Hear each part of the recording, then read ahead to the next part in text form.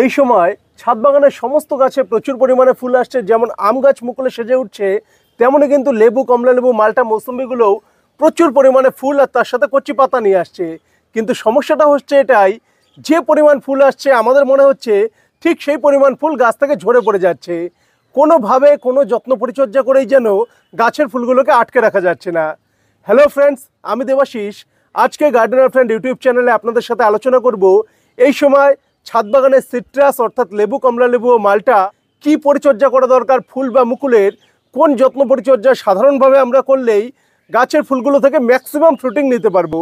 আর আজকের ভিডিওর শুরুতেই আমি একটা কথা দিতে পারি, যারা ভিডিওটি মনোযোগ সহকারে দেখবেন তাদের ছাদ বাগানে গাছপালা বা ফ্লাওয়ারিং, ফ্রুটিং এই বিষয়টায় আর কোনো সমস্যা থাকবে না।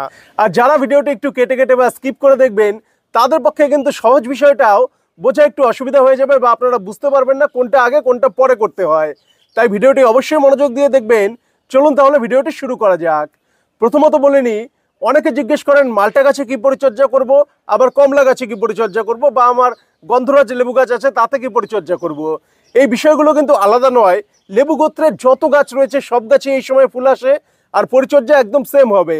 জাস্ট একটা ভিডিও আপনার লেবু জাতীয় সমস্ত গাছের সমস্ত সমস্যার সমাধানের কাজে লাগবে।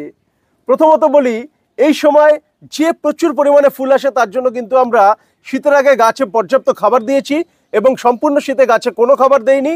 শীতের সময়ও জল দেওয়ার পরিমাণ কমিয়ে দিয়েছি। 3 দিন, 4 দিন, 5 দিন গ্যাপে গ্যাপে জল দিয়েছি, যাতে গাছটা একটু স্ট্রেসে চলে আসে আর গাছে প্রচুর পরিমাণে ফ্লাওয়ারিং আসে। এখন জানুয়ারি থেকে ফ্লাওয়ারিং আসতে শুরু করেছে। জানুয়ারি মাসে সাধারণত মাল্টা বা মৌসুম্বিগুলোতে ফ্লাওয়ারিং আসে, আর ফেব্রুয়ারিতে আসে কমলা লেবু, কেন্নু লেবু এই জাতীয় গাছগুলোতে। তাহলে এখন মোটামুটি ছাদ বাগানের সমস্ত গাছেই ফ্লাওয়ারিং চলে এসেছে, এবং কিছু কিছু গাছে ফল সেট হতেও শুরু হয়েছে। সমস্যাটা দেখা দিয়েছে, যেগুলো ফল সেট হয়েছে সেগুলো ড্রপিং হয়ে যাচ্ছে, আবার অনেক ফুল ঝরে পড়ে যাচ্ছে। এটা কি করে আটকানো যায়, বা কোন স্প্রে দিলে বা কোন মন্ত্র বলে এটাকে একবারে আটকানো সম্ভব, এই প্রশ্নটা নিয়ে অনেকেই আমার কমেন্ট বক্স ভরে দিয়েছেন। কিন্তু সত্যি কথা বলতে এর কোনো পারফেক্ট একটা সলিউশন নেই। কিছু বিষয় আছে, সামান্য কিছু বিষয় যেগুলো আপনাকে মেনটেন করে যেতে হবে। প্রথমত, শীতের আগে যদি আপনি পর্যাপ্ত খাবার দিয়ে থাকেন তাহলেই গাছে এখন পর্যাপ্ত শক্তি থাকবে পর্যাপ্ত ফ্রুটিং নেওয়ার জন্য। আর যদি শীতের আগে পর্যাপ্ত খাবার না দিয়ে থাকেন তাহলে এখন প্রচুর ফ্লাওয়ারিং তো আসবে, কিন্তু গাছের গোড়ায় সেই শক্তিটা থাকবে না যে অত পরিমাণে গাছ ফল ধারণ করবে। যারা গার্ডেনার ফ্রেন্ড ফলো করেন আশা করি প্রত্যেকেই শীতের আগে পর্যাপ্ত খাবার দিয়েছেন। এখন আমরা আলোচনায় আসি শীতের শেষে, অর্থাৎ ফেব্রুয়ারি শেষে বা মার্চ মাসে আমরা কি পরিচর্যা করব। প্রথমে আমাদের জানতে হবে গাছের ফলগুলো কেন ঝরে যায়, বা এত পরিমাণে যে ফুল আসে সেগুলো গাছের নিচে কেন পড়ে থাকে, গাছে কেন ধরে থাকে না। এর মূলত দুটি কারণ হয়। একটা হলো পোকা এবং ছত্রাকের আক্রমণ।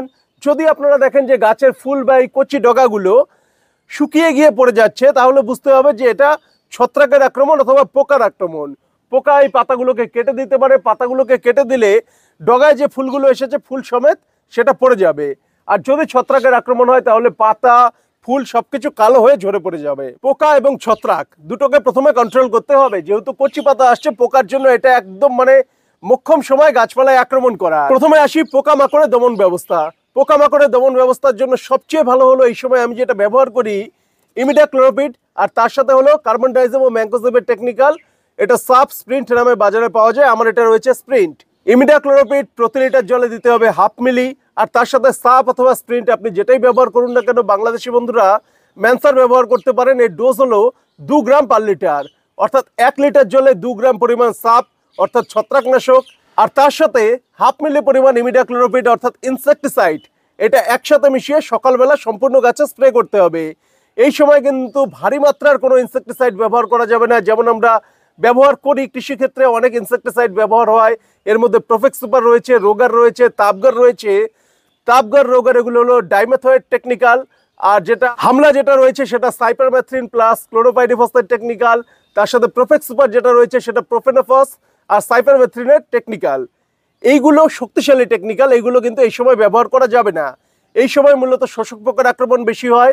ইমিডাক্লোরোপিড শোষক পোকার উপর কার্যকরীভাবে কাজ করে, তার সাথে পাতাখেকো পোকার উপরেও হালকা কাজ করে, বা এটা সিস্টেমিক এবং কন্ট্যাক্ট দুভাবেই কার্যকরীভাবে কাজ করে। ইমিডাক্লোরোপিড আর তার সাথে সাপ অথবা স্প্রিন্ট এটা মিশিয়ে একটা স্প্রে আমরা দিয়ে দিলাম, ধরুন আজকে সানডে।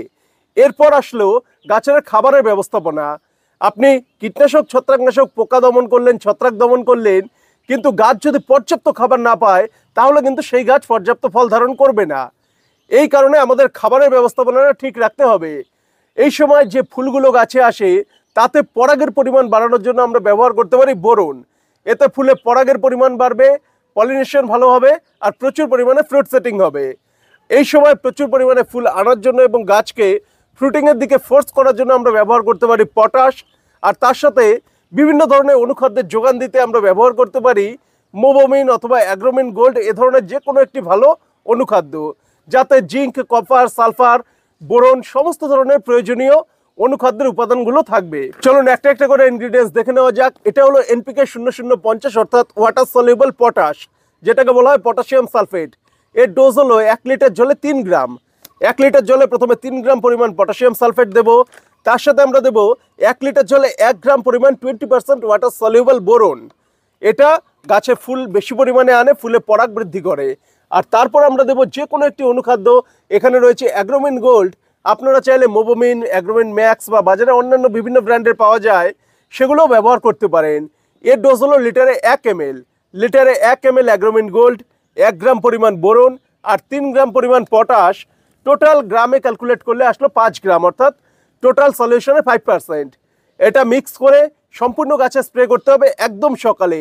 যদি একটা রবিবার আপনারা ইনসেক্টিসাইড ও ফাঞ্জিসাইড স্প্রে করেন, তাহলে পরের রোববার আপনারা স্প্রে করবেন গাছের খাবার, আবার পরের রোববার দেবেন ইনসেক্টিসাইড এবং ফাঞ্জিসাইড, তারপরের রোববার আবার গাছের খাবার।